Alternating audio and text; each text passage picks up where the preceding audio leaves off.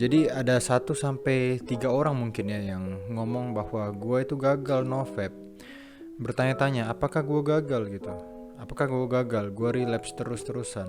Jawabannya enggak. Kalau kalian relapse terus-terusan, kalian artinya enggak gagal. Kalian artinya ada proses yang tertunda. Karena gue sendiri novap, kita semua novap itu pasti relapse. Gak mungkin kita pasti yang namanya relapse. Gak mungkin kita start novap tiba-tiba bisa sampai di 30 lancar-lancar aja. Kita butuh yang namanya adaptasi. Kita butuh yang namanya menjalankan flatline. Kita butuh yang namanya urges.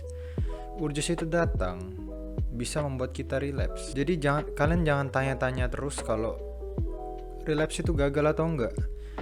Jawabannya enggak. Coba kalian bayangkan ketika kalian sebelum mengenal novap ya kan. Kalian kan nge-vape setiap hari, tidak ada kesadaran bahwa porn itu sangat berbahaya. Coba kalian bayangkan ketika kalian dulu dengan sekarang. Pasti kan ada proses. Yang dulu kalian nonton porn sehari 3 kali, sekarang mungkin kalian cuman seminggu 3 kali. Cuman seminggu cuman sekali. Seminggu kadang nggak relapse, kadang nggak nyentuh porn sama sekali. Itu kan berarti ada proses. Berbeda hal dengan jika kalian sudah novap lama, terus kalian relapse di setiap 2 hari sekali, 3 hari sekali, terus-terusan gitu. Itu artinya kalian tidak ada proses. Kalau ada progress artinya kalian kayak gua misalnya. Gua pertama kali novap itu sehari langsung relapse besoknya. Kemudian gue ada progress nih. Besoknya lagi gue bisa sampai 3 hari, terus gue relapse. Besoknya lagi gue bisa 4 hari, gue relapse. Itu artinya ada progress, ada perkembangan. Bagi kalian yang butuh motivasi ya, motivasi agar tidak relapse, jawabannya nggak ada motivasi dari gue. Karena kalau kalian butuh motivasi terus setiap hari, butuh ada yang ngomongin, ada yang ngingetin, jangan relapse, jangan relapse, jangan relapse, kalian bakal relapse. Kenapa? Karena kalian gak bisa tahan diri sendiri. Yang kalian pikirin adalah relapse, relapse, relapse. Kenapa gak kalian pikirin apa yang harus kalian lakukan ketika gua novap gitu, ketika gua menjalankan hari-hari gua pergunakan waktu gua untuk apa? Produktivitas. Kalian pikirin produktivitas, apa yang bisa kalian kembangin dari diri kalian. Di sini gua bukan mau motivasi. Gua cuman mau kasih tahu apa tujuan kalian novap. Apa tujuan utama kalian dari pertama kalian di day 1? Apa tujuan utama kalian dari day 1 itu? Ya jujur gue juga dulu sama kayak kalian, butuh motivasi, butuh ada yang kasih tahu, ada yang ngingetin dari YouTube ya kan, kita cari terus di YouTube. Lama-lama gue sadar bahwa kok gue lakukan ini kayak stres gitu, kok gue lakukan ini kayak gak ada motivasi gitu, gak ada tujuan.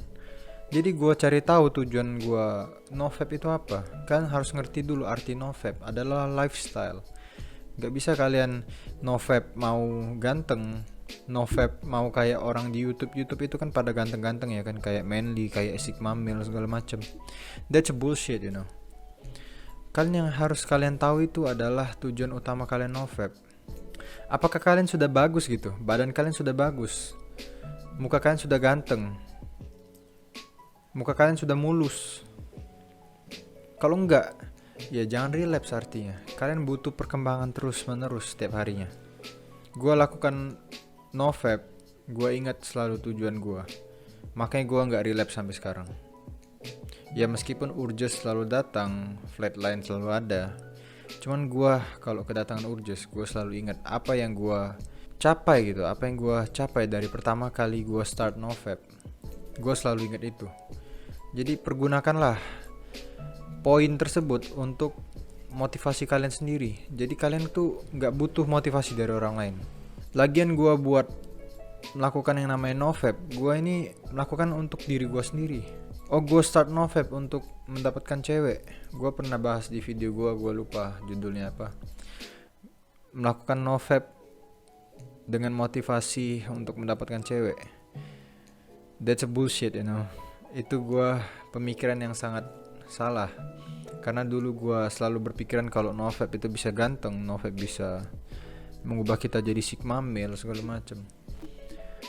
Itu nggak sama sekali, dan gue sadar sampai sekarang ternyata gue melakukan NoFap itu untuk diri gue sendiri, bukan untuk cewek, bukan untuk orang lain. Gue melakukan untuk diri gue sendiri supaya gue merasa confident, supaya gue don't give a shit about little things, Karena terkadang kita masih muda, seringkali memikirkan apa yang gak harus dipikirkan gitu. Memikirkan hal yang tidak penting, padahal ada masalah-masalah lain yang harus dipikirkan, masalah-masalah besar yang harus diselesaikan gitu. Kayak misalnya judgment. Kayak misalnya dulu gue sebelum NoFap, gue selalu memikirkan pendapat orang lain, bahwa pendapat orang lain itu sebagai masalah yang terbesar. Takut dijudge, itu merupakan masalah terbesar dulunya. Sekarang bro, banyak masalah-masalah lain yang harus dipikirkan gitu. Masa depan gue, ya kan, selagi gue masih hidup, gue melakukan apa yang gue suka. I don't give a shit about other people's things, Semenjak juga gue baca yang namanya buku, apalagi buku yang berjudul The Subtle of Not Giving a Fuck, itu sangat membantu gue dalam menjalankan hidup gue. Gue jauh lebih don't give a shit bahwa dunia itu bukan tentang diri kalian. Kalian tuh gak spesial gitu. Diri kalian gak spesial, orang lain juga gak spesial. Oh, kalian insecure, no one give a shit about your insecurities. Jadi gue banyak belajar dari NoFap, dari buku yang gue baca, dari workout, dari ketidaknyamanan gue bangun pagi, take a cold shower. Semua itu tidak nyaman, tetapi ketidaknyamanan itu membuat gue berkembang. Gue berkembang jauh semenjak gue mengenal yang namanya NoFap. Gue juga ada baca komen kalau, bang, kalau ini relapse nggak? Bang, kalau itu relapse nggak? Kalian cari tahu kan di Google, di YouTube, apakah ini relapse ketika kita pegang titik kita? Apakah kita relapse? Jawabannya itu ada di pendapat kalian masing-masing. Kalian yang membuat aturan kalau ini relapse, kalau itu relapse. Tetapi kalau NoFap, kita kan menjalankan yang namanya no PMO, ya kan? No porn, no masturbation, no orgasm. Yang pasti kalau kalian edging ya, atau kalian mainin barang kalian tapi nggak keluar, itu termasuk relapse, karena kalian yang melakukan yang namanya masturbation. No porn, artinya kalian tidak ada pornografi. Nggak boleh menyentuh yang namanya pornografi, ya kan? Oh bang, gue mungkin cuman lihat thumbnailnya doang, gue nggak relapse kok. Gue cuman lihat thumbnail, gue nggak klik videonya. Menurut gue itu relapse, karena kalian sudah melihat orang berhubungan seksual, mungkin dari gambar ya. Kalian lihat titis, lihat pussy misalnya dari Google, itu termasuk relapse. Karena kalian lihat nudity, kalian kambuh lagi.